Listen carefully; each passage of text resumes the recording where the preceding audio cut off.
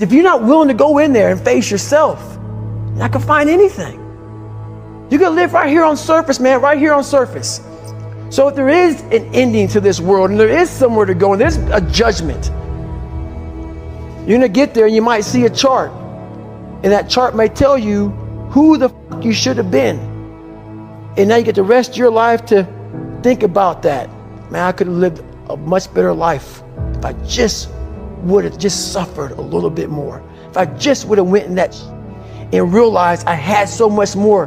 But fear and the 40% and living here versus living here, being afraid, stop me.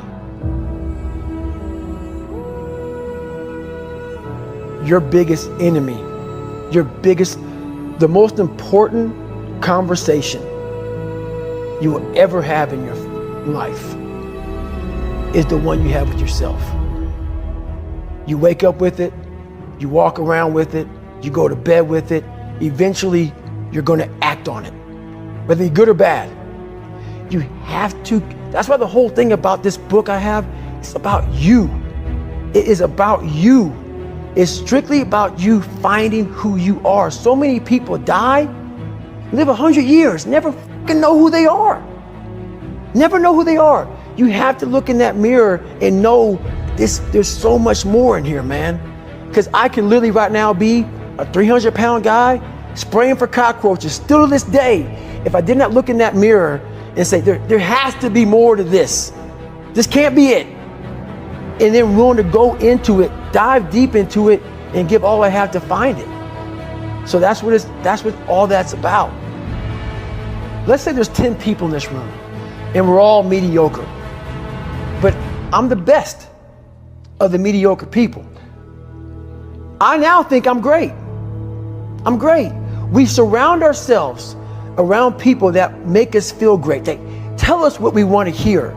The second we put ourselves amongst the uncommon people, we don't like that feeling, that challenging feeling of that person who's waking up at 3:30 in the morning and say, hey, push your on, we're going for a run. We don't like that challenge. We like that person who says, hey, you know what, man, I don't feel good today, man. And they say, oh, it's okay, brother. We'll take a day off, man. We'll get a pizza and watch the game. We like that. We love that feeling. Why? Because you understand, man, we're good, bro. We don't want that motherfuckers like this. Hey, man, no, bro. Get your fucking shit on, man. Stop being a punk. We don't want that in our lives. We don't want that person who's constantly challenging our weaknesses. We want that person who's constantly, making us feel nice and good and secure in ours. That's the mediocrity of life. We want to be the best amongst the average people. People wonder, how do you stay hungry all the time? Because after I accomplish something, I don't sit back like a lot of guys who graduate buds, graduate this, graduate that. They get comfortable.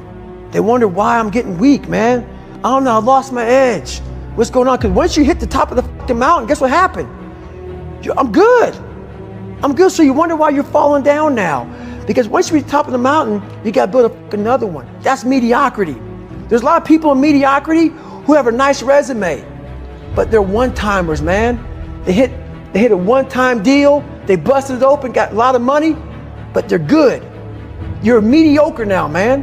What are you fucking doing today, tomorrow, the next fucking day? That's why I don't listen to theorists. I don't listen to all that bullshit. I listen to a motherfucker who's like this, man. What's wrong, man? I'm fucking tired, dude. Why are you tired? Because tomorrow, I gotta do the fucking shit again, man. Whatever it is that made me fucking nauseous and sick to my stomach, it made me hurt. There's no ending. And that's the person I listen to. That's the person who's gained knowledge. You gain knowledge through suffering. And on the other end of suffering is a world that very few have ever seen. It's a beautiful world because that's where you find yourself. You don't find yourself in over here. You find yourself on the other end. Like the 100-mile race I was on, I ran it for 24 hours. I found myself on the other end of that race.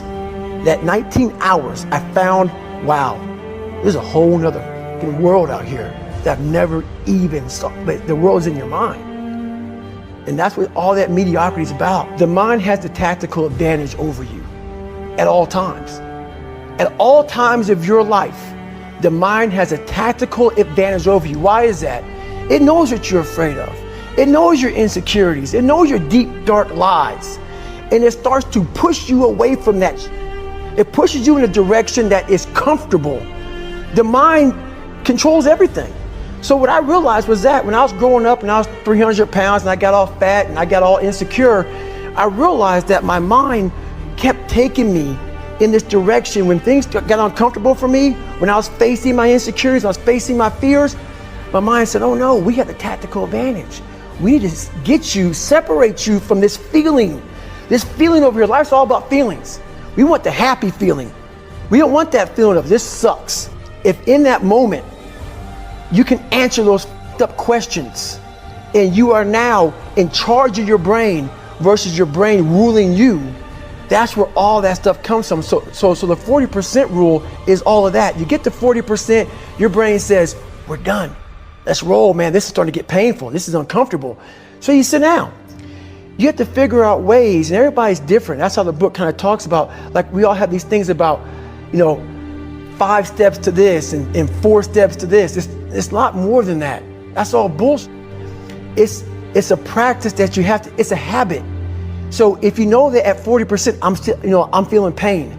At 40%, I'm feeling pain. That's where the 40% rule kicks in. Now it starts. Okay, I'm feeling pain. My mind's saying all this to me. It's saying, get out of here, run, flee. The fight or flight kicks in. Okay, we're done. We're not good enough. It starts telling you all these things. You start to believe it because the mind controls all. This is the time where you have to gain control back of your mind. It's okay. Let me see if I can go 45%. And once you start giving yourself more and more hope and start realizing, okay, the mind starts to be, okay, what are you doing?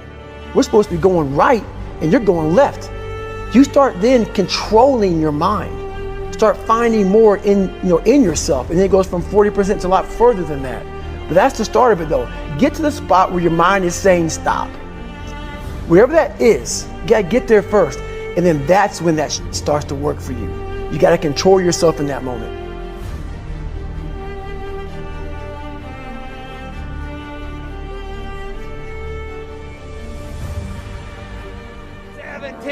They don't know me, son. Get it. 18. They don't know me, son. Get it. 19. They don't know me, son. Yeah. 20. You got They some don't know more. me, Yeah. son. 21. Yeah. Get again. Come on. We want to see it.